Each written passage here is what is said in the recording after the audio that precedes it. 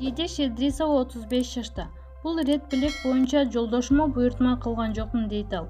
Документте туулган күнү бір күн кеч жазылган ырчы Жийдеш Идрисова бүгүн 19 январда 35 жашка толду.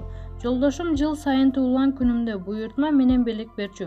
Бул рет буйртма кылган жокмун дейт ырчыга байланышканыбызда. Туулган күнүмдү үй бүлөм жана досторумдун курчоосунда белгилейм.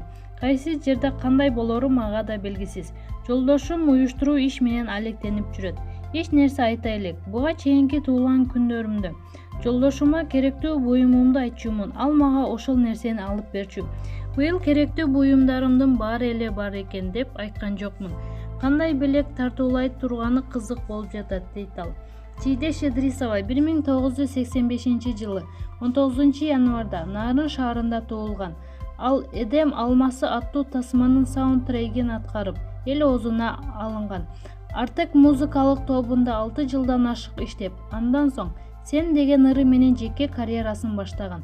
2015 жылдын 19 декабрында Түркиянын Стамбул шаарында өткөн Турквизион 2015 эл аралык сынагынын гранд финалында мамлекетибиздин атынан чыккан ырчы Жийдеш Идрисова Ким билет аттуу ырын аткарып 1-орунду ээлеген.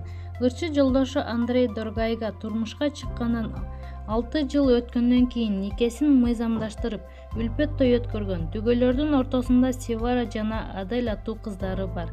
Маалымат булагы Суперкейджи. Актер Азамат Исмайловдун жубайы көз жарды. Тамашоочу, актер жана алып баруучу Азамат Исмайловдун үйүндө наристе үнү жаңырды. Экинчи ирет атам акымын алган актер угулду болгонун айтат. Жубайым Сымбат Борбордогу төрөтканалардын биринде 18 январда көз жарды. Төрөт кандай болот деп кыжалат болдум. Анткени биринчи уулумду төрөгөндө кыйналган. Бул жолкусу салыштырмалуу жеңил болду. Ар бир бала төрөлгөндө башкача сезимдер болуп турат экен. Оолубузга ысымды чоң ата, чоң энеси койсун дегенбиз. Буюрса кечинде кеңешебиз, дейт ал.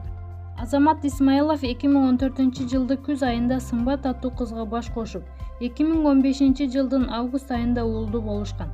Баласына Темирлан деген ысымды ыйгарышкан. Маалымат булагы Суперкейджи.